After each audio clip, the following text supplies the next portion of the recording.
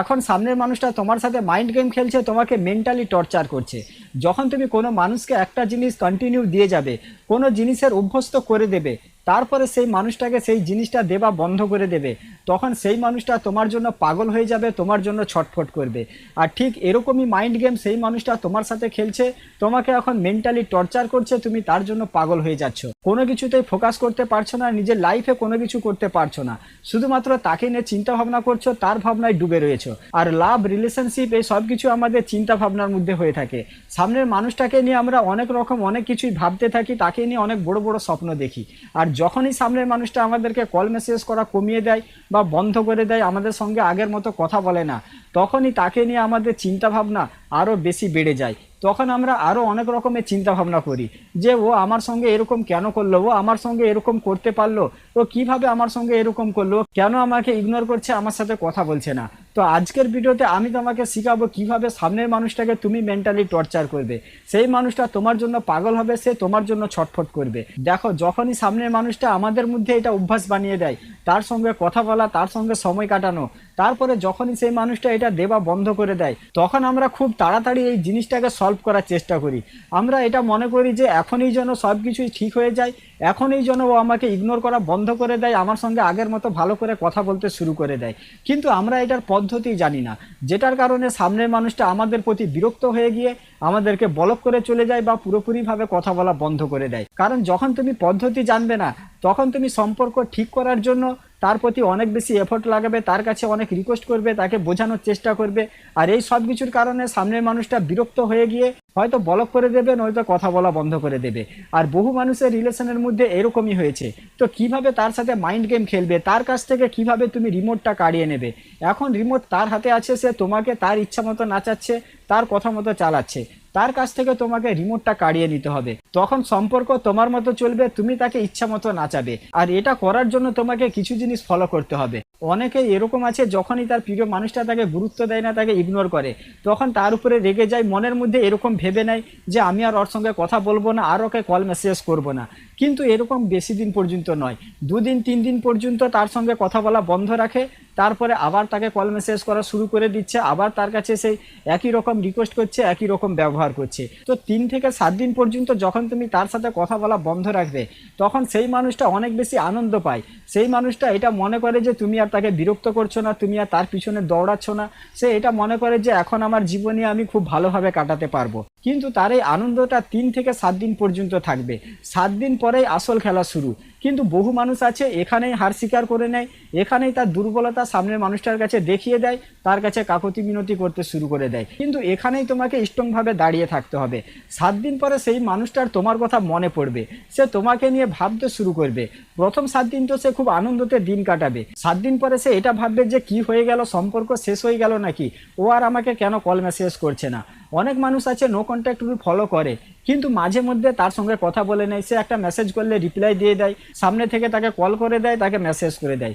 কিন্তু এখানেই যদি তুমি নিজেকে কন্ট্রোল করতে পারো, তো শেষ স্টেপে সেই মানুষটা তোমার আয়ত্তে চলে আসবে, সে তখন তোমার কন্ট্রোলে চলে আসবে, তুমি তখন তাকে তোমার ইচ্ছা মতো নাচাবে। কিন্তু 15 থেকে 21 দিন পরে সেই মানুষটা তোমার উপরে রেগে যাবে। আর এটা সেই রাগ নয় যে সে তোমার সাথে পুরোপুরিভাবে সম্পর্ক শেষ করে দেবে, এটা সেই রাগ যেই রাগটা তুমি তার উপরে দেখাচ্ছিলে। সে তোমাকে কল না করার জন্য, সে তোমাকে মেসেজ না করার জন্য, তোমার সঙ্গে ভালো করে কথা না বলার জন্য যেই রাগটা তুমি তার উপরে দেখাচ্ছিলে, এই রাগটা তখন তার মনের ভিতরে জন্মাবে। তখন সে তোমার উপরে রেগে যাবে যে তুমি তাকে কেন কল করছো না, তাকে কেন মেসেজ করছো না। হয়তো সে তোমাকে সামনে থেকে এটা নাও বলতে পারে, বা সে তোমাকে সামনে থেকে কল মেসেজ করে এটাও বলতে পারে যে আমি তোমার সাথে কথা বলা বন্ধ করে দিয়েছি, ঠিক করেছি, তোমার সাথে সম্পর্ক আমি থাকবো না, তোমার সাথে সম্পর্ক রাখবো না। আর এখানেও অনেক মানুষ ভয় পেয়ে যায়, অনেকে এটা মনে করে যে ও তো এখনো পর্যন্ত স্ট্রং রয়েছে, ওর তো এখনো পর্যন্ত কনফিডেন্স অনেক হাই। কিন্তু এরকম নয়, সে এটার জন্যই তোমার প্রতি রাগ দেখাচ্ছে, কারণ সে তোমার সঙ্গে কথা না বলে থাকতে পারছে না, সে তোমার জন্য ছটফট করছে। তুমি যে তাকে কল মেসেজ করা বন্ধ করে দিয়েছো, তার খোঁজ খবর নেওয়া বন্ধ করে দিয়েছো, যেটার কারণে সে তোমার জন্য ছটফট করছে। আর এখানেই তোমাকে তার সাথে মাইন্ড গেম খেলতে হবে, তার হাত থেকে রিমোট এখানে তোমাকে কাড়িয়ে নিতে হবে। যখনই সেই মানুষটা তোমার সাথে কথা বলতে আসবে, তখনই তোমাকে সুযোগ নিতে হবে, সুযোগ তাকে দেওয়া যাবে না। কিরকম সুযোগ নেবে, ধরে নাও সেই মানুষটা আগে তোমার সাথে 5 মিনিট কথা বলতো, 10 মিনিট কথা বলতো, তারপরে তোমার সাথে ঝগড়া করে তোমার সাথে কথা বলা বন্ধ করে দিত। এখন তাকে এই সুযোগটা আর দেওয়াই যাবে না। যখন সে কথা বলতে আসবে 2 মিনিট 3 মিনিট তার সঙ্গে কথা বলবে, ভালো করে কথা বলবে, তারপরে তাকে যে কোনো একটা বাহানা দেখিয়ে ফোন কেটে দেবে।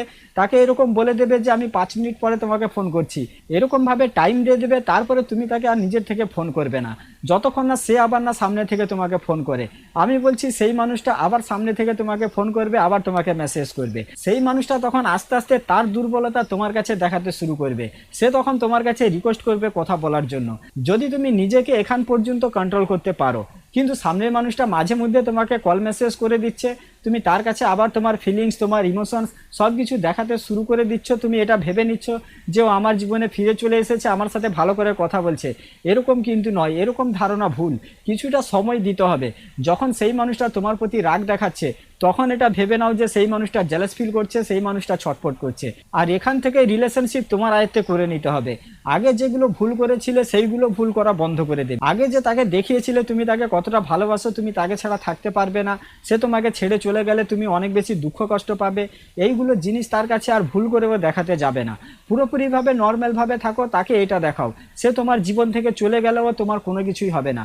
যেরকমভাবে তুমি নো কন্ট্যাক্ট রুল ফলো করেছিলে, তাকে কল মেসেজ করা বন্ধ করেছিলে, সেরকমই যখন সেই মানুষটা তোমার জীবনে ফিরে আসবে, তখনই নিজেকে স্ট্রংভাবে তৈরি করে রাখো। শুধুমাত্র তোমার কথাবার্তায়, তোমার ব্যবহারে তাকে কনফিউজ করে দাও। যত বেশি তুমি তাকে কনফিউজ করতে পারবে, তত বেশি সেই মানুষটা তোমার জন্য পাগল হবে। এরকম কিছু কথা তাকে বলো, এরকম কিছু ব্যবহার তার সাথে করো, সে যাতে কনফিউজ হয়ে যায় যে এখনো পর্যন্ত তুমি তাকে ভালোবাসো কিনা। তুমি তার সাথে কথা বলছো ঠিকই, কিন্তু তোমার কথার মধ্যে আর তোমার ব্যবহারের মধ্যে, দুটোর মধ্যে যেন পার্থক্য থাকে। হয়তো সে তোমার ফিলিংস, তোমার ইমোশনস এগুলো জানার চেষ্টা করবে, তোমার কাছে একটু ইমোশনাল হবে, তারপরেও তার কাছে ভেঙে পড়বে না, তার কাছে নিজের ইমোশনস, নিজের ফিলিংস এগুলো দেখাবে না। যদি এটা চাও যে সামনের মানুষটা আমাকে সবসময় গুরুত্ব দেবে, আমাকে কখনো ইগনোর করবে না, তাহলে এই কাজটা করো। সামনের মানুষটা ডেফিনেটলি তোমাকে আগের মতো গুরুত্ব দেবে, তোমার সাথে ভালো করে কথাও বলবে। ঠিক আছে, তো আজকের ভিডিওটা এখানে শেষ করছি। সবাই ভালো থাকবেন। ভিডিও ভালো লাগলে চ্যানেলটা সাবস্ক্রাইব করে রাখবেন, আর ভিডিওটা বন্ধু বান্ধবীদের সাথে অবশ্যই শেয়ার করে